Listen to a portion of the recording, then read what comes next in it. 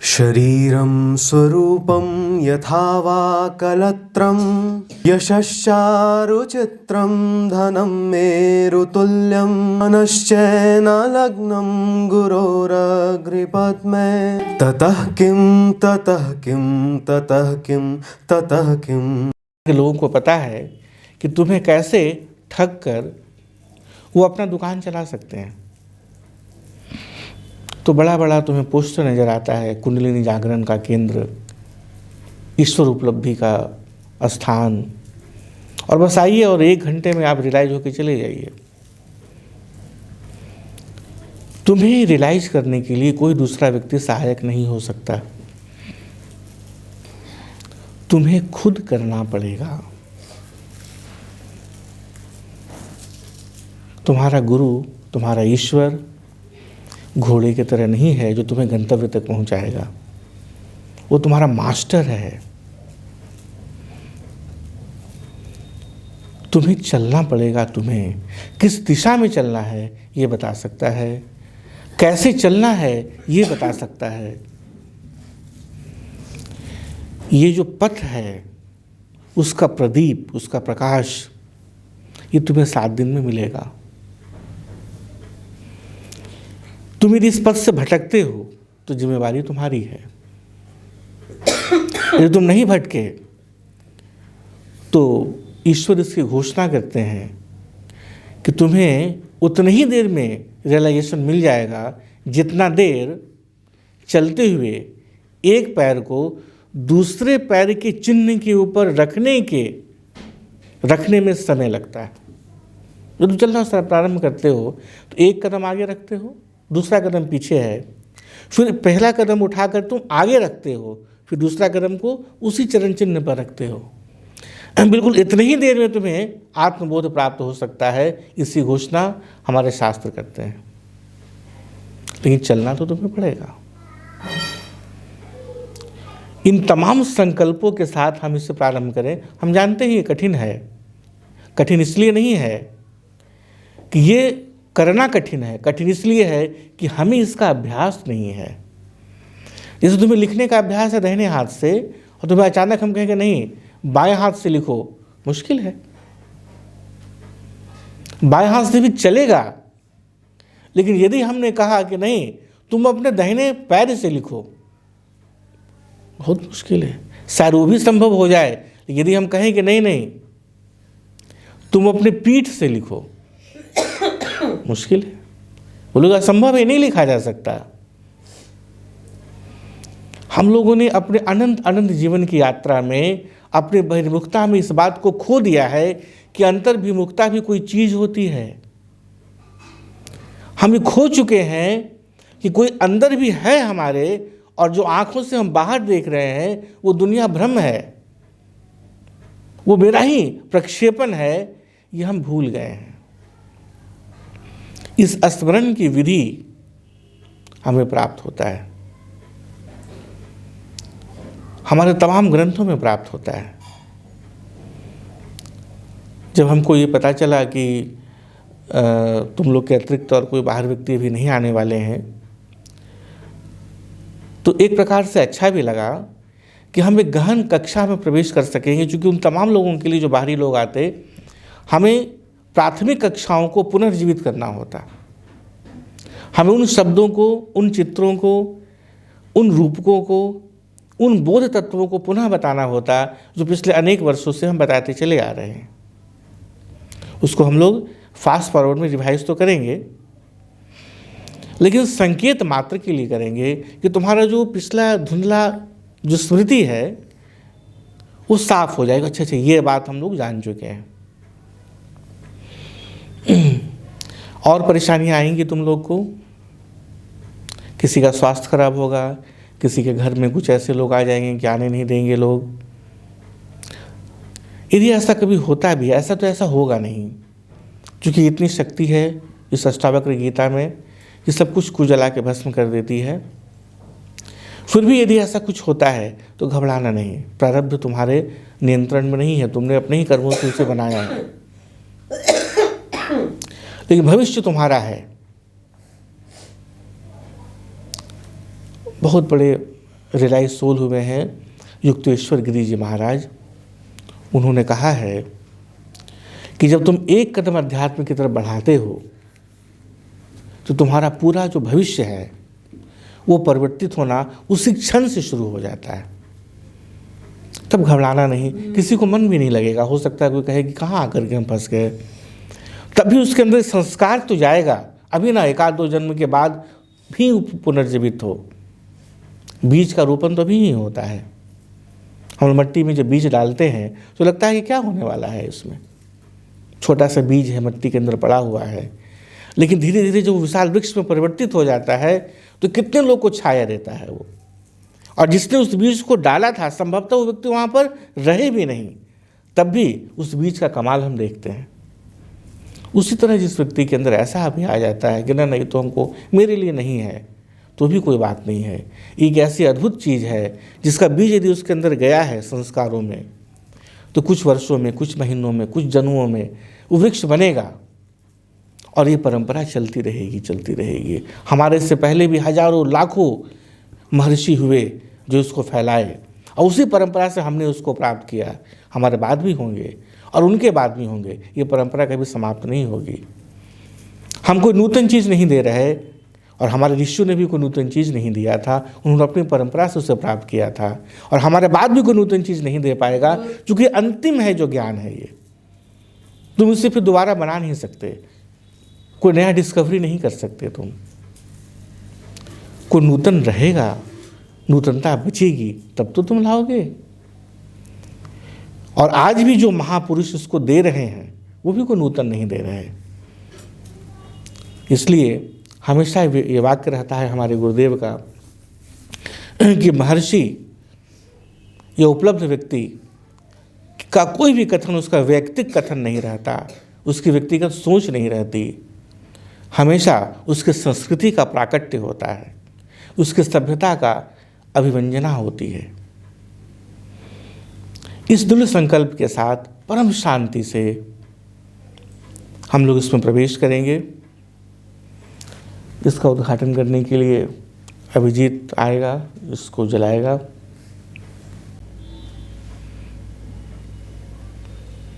जहां हम अपने मन के अनुरूप सब कुछ प्राप्ति के बाद भी एक सीमा रहती है कि इसके बाद हमें ये प्राप्त नहीं होगा, हमें तकलीफ वहीं से प्रारंभ होता है। जैसे जब अपने प्रिय से हम मिलते हैं तो हमें खुशी मिलती है, लेकिन हमें पता है कि प्रिय से मिलने की जो स्वतंत्रता है वो एक सीमा के बाद बाधित होगी। उसके बाद वो प्रिय हमारे पास नहीं रहेगा। तो दुख का आरंभ उस क्षण से होता है जिस क्षण वो सीमा खिंच जाती है, जिसके बाद हम परतंत्र हो जाते हैं। उस प्रिय के साथ रहने से हम रोक दिए जाते हैं।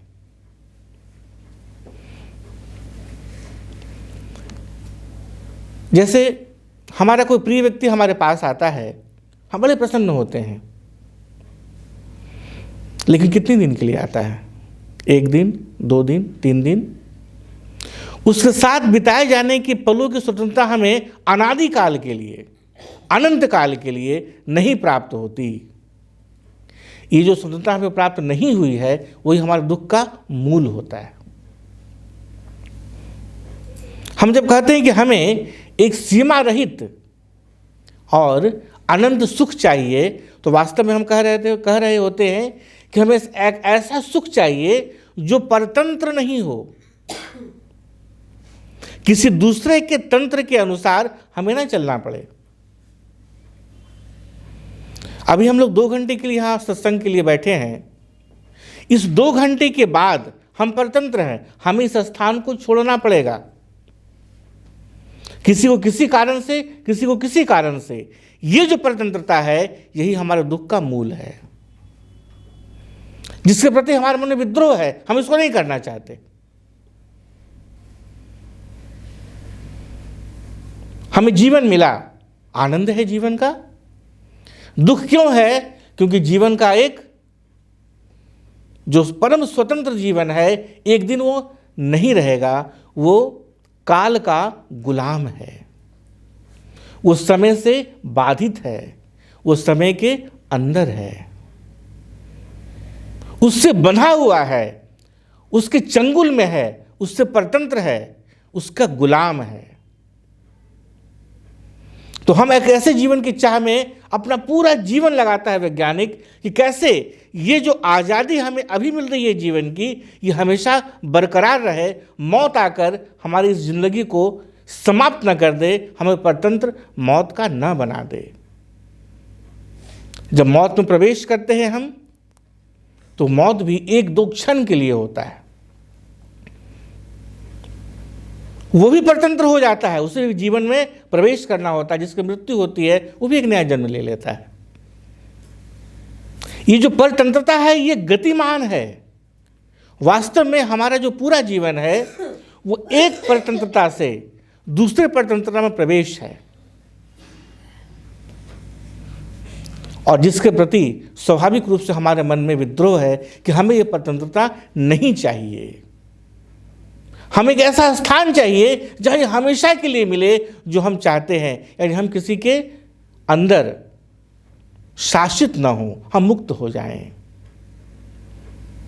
तो अलग अलग धर्मावलंबियों ने, अलग अलग चेतनाकर्ताओं ने उसे अलग अलग नाम दिया। हमारी इस खोज की, हमारी इस तड़प की, हमारे इस प्यास को अपनी नज़र में रखते हुए उन्होंने इसके नाम दिया। किसी ने कहा कि एक ऐसा जन्नत मिलेगा तुम्हें जो तुम्हें कभी समाप्त नहीं होगा, तुम ये काम करो। किसी ने कहा कि वो स्वर्ग मिलेगा तुम्हें। इस सबसे अच्छा शब्द जो हमें लगता है जो मिला, उस सब उसी बात के लिए कर रहे हैं। किस बात की बात कर रहे हैं? कि जिस परतंत्रता में तुम हो, जिस गुलामी में तुम हो, उससे तुम मुक्त हो जाओगे। तुम्हारे पास जितने भी प्रकार के तुम्हें आज़ादी चाहिए, सारी आज़ादी तुम्हें वहाँ मिलेगी। एक ऐसे जगह की उन्होंने कल्पना हम लोग के सामने रख दी, और उसके लिए बोले कि ये काम करो, अनुशासन देना प्रारंभ किया। जिससे बौद्ध धर्म में कहा गया वो कैवल्य की स्थिति है। इस शब्द को हमारे सनातन संस्कृति में बहुत अच्छा शब्द दिया गया, वो कहा गया मोक्ष। मोक्ष क्या है? परम स्वतंत्र स्थिति, जहां तुम्हारा सुख, तुम्हारा दुख, तुम्हारी उपस्थिति, तुम्हारी अनुपस्थिति, तुम्हारा अस्तित्व किसी का गुलाम नहीं है। तात्पर्य यह नहीं है कि तुम कर्मों से मुक्त हो जाते हो, तात्पर्य यह है कि तुम कर्मों में मुक्त हो जाते हो। वो मोक्ष की स्थिति, ये सब हम चाहते हैं। और चाहने के क्रम में उसे जो हम लोगों ने नाम दिया, उसे क्या दिया हम लोगों ने? ओंकार। वो स्थिति जो परम स्वतंत्र स्थिति है, जिसे हम सामान्यतः लोगों को समझाने के लिए क्या बोलते हैं? परम सुख, अनंत और सीमा रहित सुख। वास्तव में उसके अंदर, उससे गहराई में क्या है? सुख जिसे हम कहते हैं, उसके अत्यंत गहराई में क्या है? जो अनंत और असीम है, जो सीमा रहित है, वह है तुम्हारी परम आजादी। इवन उसका मन का गिर जाना भी वो नहीं है, अनंत और शाश्वत सुख। इवन बुद्धि का विलीन हो जाना भी नहीं है। तुम्हारे पास सब कुछ है, फिर भी यदि तुम परम स्वतंत्र हो तो तुम वहां हो जो अल्टीमेट स्टेट ऑफ कॉन्शियसनेस है। सोचना, तुम विचार विहीन हो गए कुछ क्षणों के लिए, समाधि में गए तो विचार विहीन हो गए, फिर तुम लौटोगे यहीं इसी शरीर में, इसी मन और इसी बुद्धि में, तुम फिर गुलाम हो। समाधिस्थ होकर रमन महर्षि जब लौटते हैं, वापस आते हैं, तो क्या उनके आसपास से परतंत्रता नहीं है? जब विवेकानंद इसको डिस्कोर्स में बताते हैं लोगों को, और अनेक बार समाधि में जाते हैं, रामकृष्ण परमहंस भी जाते हैं, वापस आकर के क्या वो सारे कार्यकलाप में अपने आप को सीमित और गुलाम नहीं पाते हैं? पाते हैं। तो विचार विहीन होकर के मन के स्तर पर और बॉडी से ऊपर उठने के बाद भी, बुद्धि से मुक्त होने के बाद भी, वासना रहित होने के बाद भी गुलामी का अनुभव करोगे तब तक, जब तक कि तुम्हें वो स्टेट नहीं मिल जाता जो तुम्हें समझ में आ जाए बात कि तुम परम स्वतंत्र हो। इसलिए वास्तव में हमारी सोच, हमारी खोज, हमारी प्यास, हमारी तड़प क्या है? परम सुख नहीं, परम सुख उसका परिणाम है। परम सुख उसकी अभिव्यंजना है जो परम स्वतंत्रता है। यदि तुम परम स्वतंत्र हो जाते हो तो तुम्हें कैसा अनुभव होगा, वो है तुम्हारा परम सुख। लेकिन जिस अवस्था को हमें प्राप्त करना है वो अवस्था है परम स्वतंत्रता की अवस्था। और वो अवस्था क्या है जिसे हमें प्राप्त करना है? हम देखते हैं अपने आप को बहुत ध्यान से तो लगता है कि हमारे पास 3 चीजें हैं, काया, मन और बुद्धि। लेकिन वास्तव में हमारे पास केवल ये 3 चीजें नहीं है।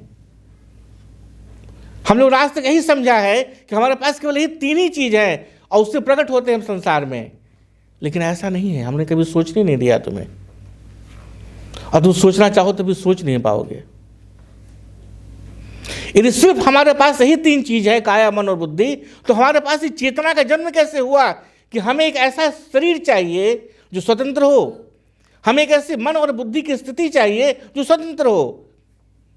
वो निश्चित रूप से कोई एक ऐसी अवस्था है जो हमारे अंदर है और हमारे साथ है, लेकिन हम उसे अभी भूल चुके हैं, जान नहीं रहे हैं। हमारे इस काया, मन, बुद्धि के साथ साथ हमारे अंदर एक और व्यक्तित्व है हमारा, जिसे भगवान बुद्ध पुद्गल कहते हैं, जिससे हमारा शास्त्र शब्दों में उसको नहीं बताता। वो कहता है कि वो तुम्हारा अपूर्व अवस्था है। तुम्हारा काया, मन और बुद्धि एक ही प्रकार से काम करता है, संस्कारों और वासना के कारण ही केवल नहीं, इस कारण भी क्योंकि तुम्हारे अंदर ये अपूर्व विद्यमान है। हर व्यक्ति रियलाइज्ड है, हर व्यक्ति रियलाइज है, केवल उसके और रियलाइजेशन के बीच में एक अपूर्व स्थिति विद्यमान है मात्र। अभी हाल में, बहुत रिसेंट, कुछ महीनों पहले हम देख रहे थे कि जब मनुष्य के विषय में बताना शुरू किया गया साइकोलॉजिस्ट के द्वारा, तो उन्होंने पहले वो कहते थे कि मनुष्य को हम लोग कहेंगे क्या, एक कॉन्शियस माइंड, सब कॉन्शियस माइंड, अनकॉन्शियस माइंड, इसी को डिफाइन करते थे वो। अब उन्होंने उसमें डालना शुरू किया है स्पिरिचुअल माइंड। ये जो स्पिरिचुअल माइंड है ना, वो हमारा चौथा उपकरण है। हम हर एक व्यक्ति को पता है कि क्या गलत है, क्या सही। हर एक व्यक्ति को पता है कि क्या करेंगे तो हम श्रेय की तरफ जा रहे हैं, प्रेय की तरफ नहीं जा रहे हैं। हम उसे विभाजित करते हैं बुद्धि के अंदर, वो बुद्धि के अंदर नहीं है। वो जो चौथी अवस्था, जो चौथा उपकरण है हमारा और तुम्हारा, वह है अध्यात्म, अपूर्व अध्यात्म। बुरा से बुरा इंसान भी जानता है कि वो गलत कर रहा है और अपने आप को, अपने बुद्धि से अपने आप को कुंठित करता है, अपने आप को प्रताड़ित करता है और कहता है कि हमें नहीं करना चाहिए या करना चाहिए। ये जो बताने वाला है वो तीनों से बाहर है, जो तुम्हारे अंदर है। वो भी तुम्हारा चौथा उपकरण है जो अध्यात्म है, अपूर्व अध्यात्म। इसलिए हम 4 उपकरण हमारे पास हैं, body, mind, intellect and spiritual existence, अपूर्व स्थिति, जो तीनों के बाद भी है तुम्हारे अंदर। कौन है वो? जब तुम बेहोश हो जाते हो तब भी वो तुम्हारे पास रहता है। कौन है वो? जब तुम सो जाते हो तब भी वो तुम्हारे पास रहता है। काया, मन, बुद्धि नहीं रहती। इन तत्वों को हम लोग जानेंगे अष्टावक्र गीता से। इन तत्वों को समझेंगे हम लोग अष्टावक्र गीता से। उद्देश्य क्या है? हमें परम स्वतंत्र होना है, जिसे मोक्ष कहते हैं। और उस परम स्वतंत्र होने की जो अभिव्यक्ति है, जो अभिव्यंजना है, वह है परम सुख। और हम लोगों ने अभी तक सिर्फ ये समझा है कि हमारी तलाश एक सीमा रही तो अनंत सुख की है, वास्तव में उसे अनुभव की है, लेकिन उसके केंद्र में क्या है? उसके केंद्र में है परम स्वतंत्र होना, एक ऐसा स्वतंत्रता जिसके आप अभी अपने इस मन और बुद्धि से कल्पना नहीं कर सकते। वो जो तुम्हारा आध्यात्मिक चित्त है, जो तुम्हारा चौथा उपकरण है, उससे इसका एहसास है, वो उसकी तलाश में लगा हुआ है। तो क्या ऐसी बात थी कि हमारे बाकी ग्रंथों में इसके बारे में नहीं बताया गया? क्या ऐसी बात है कि इसके विषय में कभी कुछ कहा ही नहीं गया? नहीं, ऐसा नहीं है। बहुत अच्छे शब्दों में कहते हैं हमारे गुरुदेव कि जिस बात को बताने के लिए उपनिषद हकलाता है, सब कुछ आता है कि पूरा हम बताए नहीं, ठहर जाए, जिस ज्ञान को सामने रखने के लिए कृष्ण संकोच करते हैं कि पता नहीं इसे मैं बताऊं कि ना बताऊं अर्जुन को, जिसे कहने के लिए वाल्मीकि व्यास जैसे लोग पात्रता तलाशते हैं कि पता नहीं इसको हम बोलें कि नहीं बोलें, उस सत्य को, उस ज्ञान की आग को बिखेर देते हैं बेशर्त, बिना किसी सीमा के, बिना किसी प्रकार के व्यतिरेक के अष्टावक्र। इसलिए अष्टावक्र गीता या तो तुम्हें इतने, यदि तुम परिपक्व नहीं हुए अध्यात्म में, तो तुम्हारे जो पुराने जितने धारणाएं हैं उसे वो नष्ट कर देगा और तुम परम नास्तिक हो जाओगे। यदि तुम ने अपने बुद्धि को परिपक्व नहीं किया है अध्यात्म में, और यदि तुम इसी काया मन बुद्धि के बीच में ही घूम रहे हो केवल, लेकिन यदि तुम्हारे अंदर जो तुम्हारा चौथा उपकरण है अध्यात्म चित्त का, उससे थोड़ी सी भी जागृति आई है, तो ये तुम्हें उस पटल पर ले जाएगा जिसे हम परम स्वतंत्रता कहते हैं। ये इसकी खूबी है। इसलिए जो अनप्रिपेयर्ड एस्पिरेंट हैं, जिन्होंने कोई इसकी तैयारी नहीं की है, उसके लिए घातक है, बहुत घातक है। रामचरितमानस यदि हम पढ़ते हैं, उसमें अध्यारोपण करते हैं ज्ञान का, भक्ति का, कर्म का, अष्टांगिक मार्ग का, क्रिया योग का, योग का, पतंजलि योग सूत्र का, मतलब क्या नहीं है उसके ऊपर हम कहते हैं। रामचरितमानस कह सकते हैं। गीता को उलटते 18 अध्याय में हम लोग क्या क्या नहीं बातें कर लेते हैं। कभी अर्जुन को बताते हैं ज्ञान योग, कभी कर्म योग, कभी कर्म संन्यास योग, कभी भक्ति योग, कभी ध्यान योग, कभी सारे गुणों के बारे में, सत्व रजस तमस क्या है, अष्टांगिक, सब कुछ बताते हैं कृष्ण, किसी को भी छोड़ते नहीं, परम समन्वय करते हैं वो। अच्छा, तुम मूर्ति पूजा करना चाहते हो, चलो ऐसे करो। अच्छा, तुम निराकार निर्गुण ब्रह्म को पूजा करना चाहते हो, ऐसे करो। तुम उसको मानना भी चाहते हो, नहीं मानना चाहते हो, ऐसे करो। तुम्हारे पास परम समन्वय है वहाँ। रामचरितमानस परम समन्वय है वहाँ। तुम बाइबल को उठा के देखो, तुम वहाँ ज्ञान, भक्ति, वैराग्य सब पाओगे, समन्वय है वहाँ। कुरान को उठा के देखो, उसमें तुम्हें सब कुछ मिलेगा। विशुद्ध निर्गुण निराकार ईश्वर है हमारा अल्लाह, लेकिन उसको तुम इबादत कर सकते हो, इसलिए वो निर्गुण नहीं सगुण भी है। उसके ये तरीके हैं। जब तुम इबादत करोगे तो ऐसे जन्नत में जाओगे जहां तुम्हें तमाम चीजें मिलेंगी।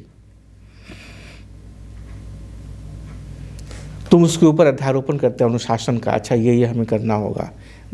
ध्यान से समझना, तुम त्रिपिटक पढ़ोगे भगवान बुद्ध का विशुद्ध ज्ञान, लेकिन वहाँ भी जिस कैवल्य स्थिति की वो बात करते हैं, जहाँ पहुँचते हैं, वहाँ भी अध्यारोपण करते हैं महायान और हीयान करके कि अब इस प्रकार से मार्ग है, ऐसे ऐसे आप जाएंगे करेंगे।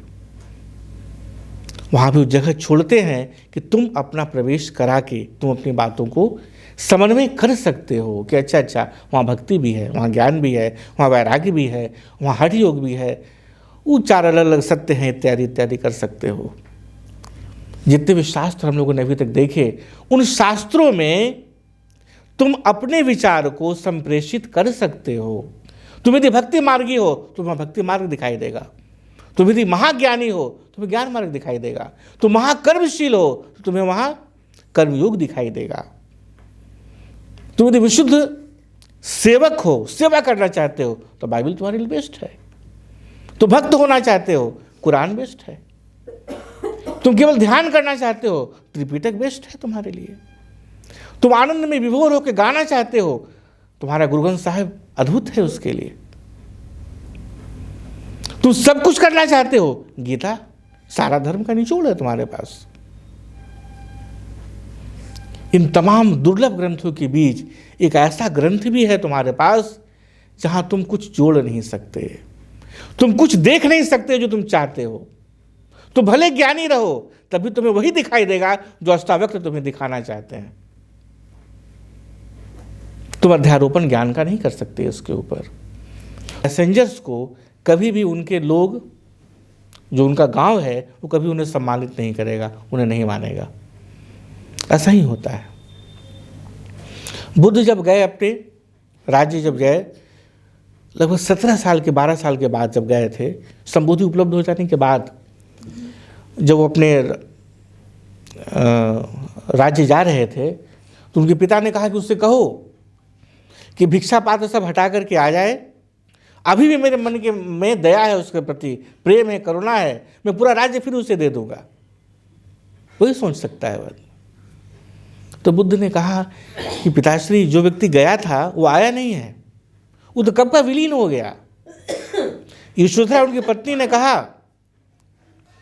कि अभी भी मैं तैयार हूं, अभी भी सब चोंगा वेंगा उतार करके अच्छा भला मानुष बन के चला है तो मुझे आपत्ति नहीं है। तो बुद्ध ने कहा कि यशोधरा तुम जिसे बुला रही हो वो जा चुका है, अभी तुम्हें आना है तो आ जाओ।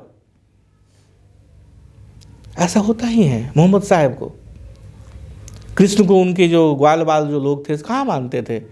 तुम अभी देख रहे होगे तो सारे मित्र उनके जो है उनके पीछे पड़े रहते थे, तुम बहुत परेशान करते हो, लड़ते झगड़ते रहते थे।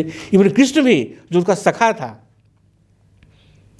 उस युद्ध के पहले कभी भी नहीं पूछा कृष्ण से कि जरा गीता सुनाइए ना, बताइए ना क्या होता है। सोचो 80 साल के जब कृष्ण थे उस समय महाभारत का युद्ध हो रहा है और अर्जुन भी लगभग उसी उम्र के रहे होंगे और बचपन के साथ ही दोनों 80 साल तक उन लोग साथ बिताए हैं, साथ में रहे हैं। लेकिन अर्जुन ने कभी नहीं पूछा कृष्ण से कि भाई कोई और भी तत्व है, ज्ञान क्या है बताओ। जब युद्ध भी ठन ही गई और युद्ध होना प्रारंभ हो गया और युद्ध के लिए खड़े हो गए, अर्जुन का युद्ध करेंगे, तब बोलते हैं कृष्ण को कि भाई, ये भी पूछते नहीं, बोलते हम युद्ध नहीं करेंगे भाई, तुमको जो करना है करो। जब ये डांटते हैं डपटते हैं तब कहते ठीक है तुमको इतना समझ में आता है तो चलो हमको शिष्य मान लो, बताओ क्या बात है, हमको समझाओ। तब भी नहीं मानते। 18 अध्याय पूरा सुनाना पड़ता है उनको, उसके बाद भी नहीं मानते। तो बोलते देखो मेरा रूप। जब सब ठोक ठटा के देख लेते अच्छा हाँ पक्का ये भगवान है, तब जाके मानते हैं। ये एक हम लोग की सबसे बड़ी कमी है कि जब बुद्ध पुरुष हमारे आसपास रहते हैं ना, हम लोग ऐसे ही डंडा लेके उनके पीछे पड़े रहते हैं और जब वो चले जाते हैं उनका बड़ा बड़ा मूर्ति और फोटो लगा करके वाह यही तो थे। एक भी ऐसा रियलाइज सोल नहीं है इस पृथ्वी पर जिसके साथ ऐसा ना हुआ हो। हमको याद है जैसे गुरुदेव से मिलने के लिए तो बहुत लोग लगे रहते थे, तो प्रोटोकॉल जैसा था समझो एक प्रकार का। तो जो हमारे जो बड़े बुजुर्ग थे उन्हें कुछ बुरा लग जाता था कि नहीं ऐसे नहीं जाएंगे, वैसे नहीं जाएंगे। उस वक्त भी कैसे उनकी कृपा थी कि हम लोग उनको कहा करते थे कि यदि अभी नहीं मिले आप उनसे तो उनके जाने के बाद अफसोस करते रह जाइएगा। एक बुद्ध पुरुष चलता हुआ इस भूमि पर है आपके पास, मिलिए और तुम लोग को विश्वास होगा कि हम जब चाहे तब उनसे मिले और कोई नहीं मिल पाया। ये तड़प होनी चाहिए। उनका कुटिया बंद रहता था, कोई जा नहीं सकता था, और हम जो है उनका कुटिया चारों तरफ शीशा लगा हुआ रहता था। उनके पीछे के रास्ते पर इधर कोई नहीं जाता था, हम पूरा क्रॉस करके जो बैरियर वगैरह है करके हम शीशा के सामने खड़े हो जाते थे चुपचाप, नॉक भी नहीं करते थे डर के मारे, पता नहीं घुसाएंगे। तो बैठे रहते थे अंदर। वो जैसे ही हम खड़े होते थे ऐसे घूम करके देखते थे, और फिर जो उनका सेक्रेटरी थे, अब तो नहीं रहे, बोलते थे ओपन द डोर, दरवाज़ा खुलता था फिर दरवाज़ा बंद होता था। और ऐसे ही कुर्सी पर आराम से बैठते थे। उनको प्रवचन केवल शाम में वो देते थे, बहुत ज़्यादा हेल्थ उनका ख़राब था। उनके चरण के पास हम चुपचाप बैठते थे, उस समय से लेकर के शाम तक कोई बातें नहीं होती थी। कभी वो टीवी देखते थे, कभी वो लंच करते थे, कभी वो खाना खाते थे, कभी कुछ लोग मिलने के लिए आते थे। जिस उसमें लोगों को तो वही नज़र आता है ना, गवर्नर मिलने के लिए आए, पीएम मिलने के लिए आए, वो सारे लोग आते थे, चुपचाप बैठे रहते थे। बीच बीच में हमको केवल बताते थे, जैसे उस समय ये होता था, लॉन्ग टेनिस हो रहा था ओलंपिक का। मुझसे पूछे do you know the laws of rules of the game. हमको नहीं पता था, हम बोले no. That's why you are not enjoying the game. When you know the rules of the game you will enjoy the game. And the life, and in the life, the same rule is also applicable. When you know the rules of life, you will enjoy the life. ऐसे ऐसे कुछ उपनिषदिक वाक्य हमको उनसे मिले, और मेरे सारे शंकाओं का समाधान भी हुआ। तो बुद्ध पुरुष जब चले जाते हैं तो ऐसे ही हम लोग उनका फोटो लगा कर पूजा करते हैं। और तब हमारे अष्टावक्र के साथ ही नहीं, और भी ऐसे लोगों के साथ ऐसी घटनाएं घटी।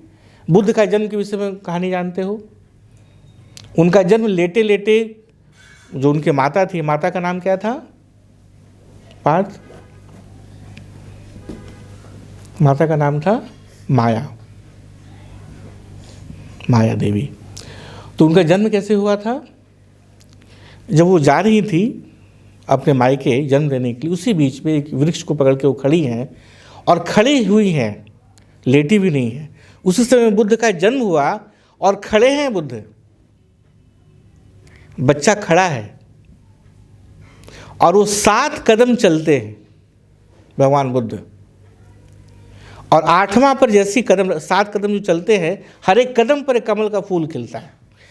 पैर उनका जमीन के ऊपर नहीं पड़ता, जहाँ कदम रखते हैं वहाँ पर कमल का फूल खिलता है। और 8वां कदम जैसे ही उन्होंने रखा, वैसे ही उन्होंने कहा 4 आर्यसत्य अष्टांगिक मार्ग के बारे में बताया वहीं पर। और भी लोगों के बारे में सुनो। कृष्ण के बारे में सब लोग जानते हैं कैसे जन्म हुआ। महावीर के बारे में, महावीर का जन्म कैसे हुआ, अद्भुत है कथा उनकी भी, ये सब जानना चाहिए। भवसागर दुःख विदून हृदं रचयाखिल दर्शन तत्त्वविदं भवशंकर देशिकं शरणं भवशंकर देशिकं शरणं मम वारय मोहमहाजलधिं शरणागतवत्सल तत्त्वनिधे शरणागतवत्सल तत्त्वनिधे भवशंकर देशिकं शरणं शंकर देशिकमे शरणं भवशंकर देशिकमे शरणं।